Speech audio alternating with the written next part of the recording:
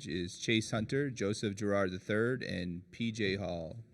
We'll go ahead and open it up for questions. Again, remember to state your media affiliation before asking the question. Go ahead, we'll start right here. Darian Carter, Greenville News. This is a question for you, Joe. You having a career high in three-point shooting and free throw percentage. How have you refined your shot entering this fifth season to boast those averages? I mean, just, being consistent in the gym, trying to, work out as much as I can. But I think, too, I obviously had some great teammates at Syracuse, great teams, and a great system. And, some of those guys are even in the NBA. But just a new system, it's a different kind of offense where, there's a lot of other great players around me who can do different things that kind of make my job a lot easier. And, it's just, like I said, that a lot of the credit goes to the system that Coach Barnell has here, and obviously the players around me who take a lot of pressure off me to kind of just focus on maybe sometimes an easier catch and shoot than, I've had before. Go to the back row.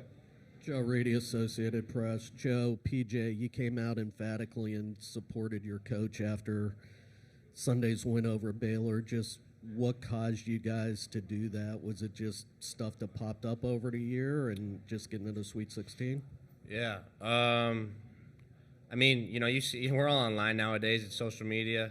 You see a lot of the things that people might say about players, coaches, teams, whatever it may be. And, us as players obviously didn't end the season the way we wanted to against a few teams and lost some, pretty bad games and pretty badly.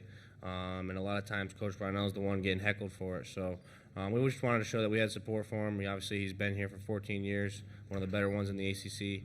And we just kind of wanted to show support because getting to the Sweet 16 is not easy. And to have him leading us here is a pretty good job.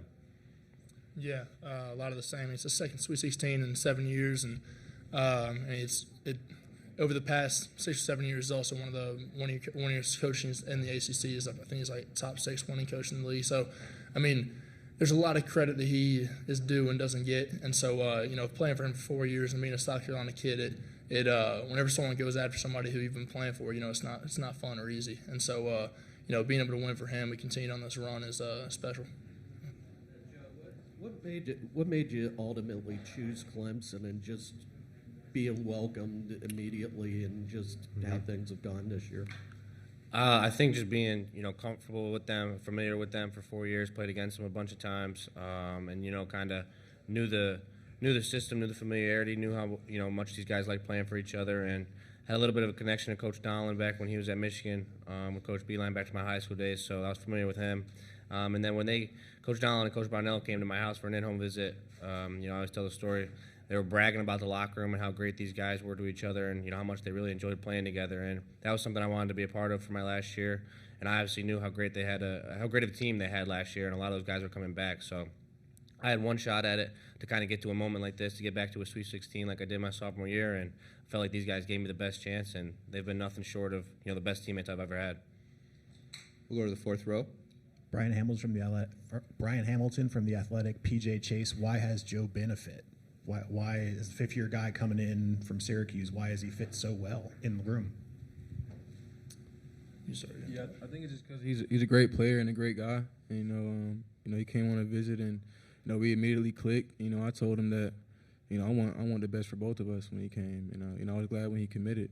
But I think the biggest thing is, like he said, we're all great players and we all want to see each other win. And so when that's on the court, you can see it.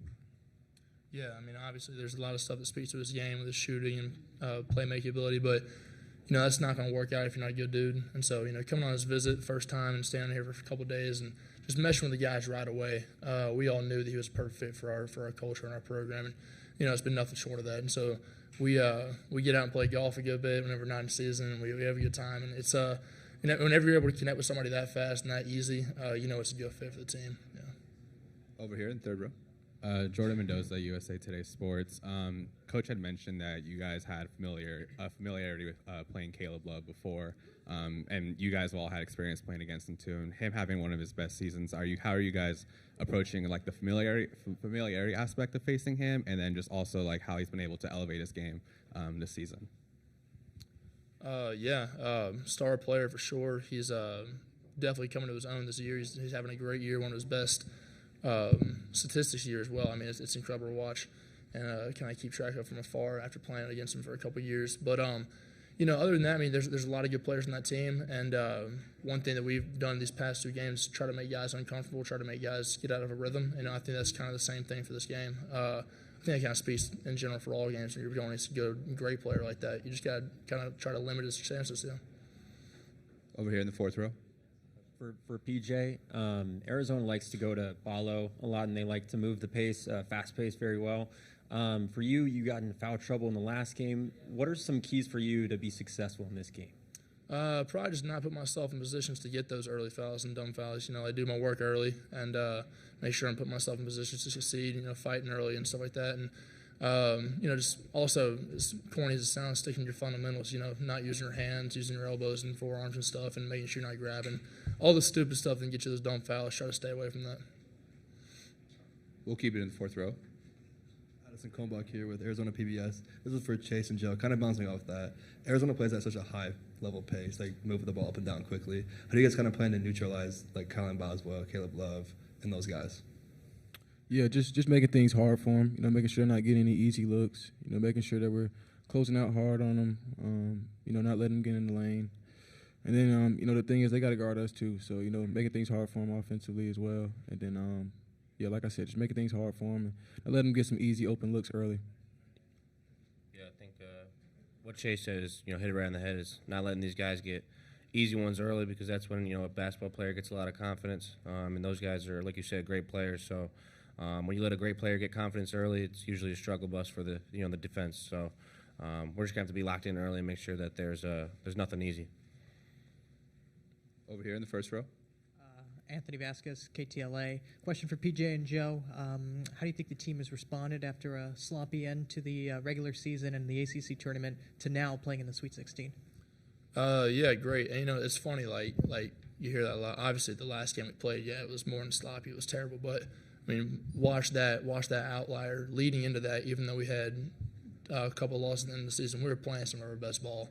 And people tend to overlook that. We had won a good amount of games leading into the Notre Dame game, then had a couple of guys out, and then also ended up having a tough loss at Wake. Even though going back and watching the film, our defense is pretty solid overall. They hit a lot of tough shots. So coming into the tournament, I think Coach said it the other day, we had a pretty quiet confidence about ourselves. We had a lot of people talking about us, saying that, we were picked, I'm pretty sure, we were the underdog for the first game, and it was kind of a slap in the face. And so, going into that, having a quiet confidence and chip in your shoulder, knowing that we can come in here and make some noise is, been our attitude. And keeping that confidence is huge. I think, I said it last week. We just kind of want to get our competitive edge back. And, that week of practice from, again, you got to kind of try and take a positive from every negative. So, we lost that game at BC, but it gave us like 9 days, until we had to play again. And, we had a lot of practices, a lot of time in the gym together, a lot of meetings, a lot of film. And it kind of just gave us an opportunity to get that competitive spirit back that we had earlier in the season when we were winning a bunch of games. And, it gave us a lot of confidence going into the, early games here in the tournament. So, and like Coach says, you kind of got to just try and bottle that momentum up as best as you can and keep it moving forward. Follow-up for Joe. What's it like being back in the Sweet 16? You made it with Syracuse. What's it like being back here at Clemson? It's unbelievable, man. And, that was one of the things in the transfer portal that, I was, really looking forward to, is finding a team that, I could get back here, because there is no feeling like playing in March. And, these guys are unbelievable the way they brought me in. And they obviously have an unbelievable culture, unbelievable system, unbelievable players and coaches. So it's unreal, man. And it's a dream come true, honestly. And I'm just, so thankful to be back here, but hoping to make it even farther this time. Do we have any other questions? Go ahead right here. Jordan Mendoza, USA Today Sports. Coach had mentioned, like the power of the ACC getting 4 teams in to the Sweet 16. You guys faced them all season, and when the conference was kind of not getting the love that it usually gets this season, like, does it surprise you guys to see 4 ACC schools make the Sweet 16 at all? No, not in the least bit. It's funny, like, that's happened like every year. I don't know about 4 in the Sweet 16, but like a couple years ago we had 3 in the Elite 8, 2 in the Final 4. Like, it's every year we get not enough respect and disrespected all year. Conference is down, and then we come here and start waxing people. And so, the ACC is, as good as it's ever been. I don't know about that, but a lot of great coaches, a lot of great players, NBA type players, and that's why, like, in the non-conference, you come back into any conference and everyone's like, oh, it's imploding on itself. No, it's because we have a lot of good teams from 16-1 or however many teams are in there. So there's definitely not a dip in talent. Do we have any other questions for the student athletes?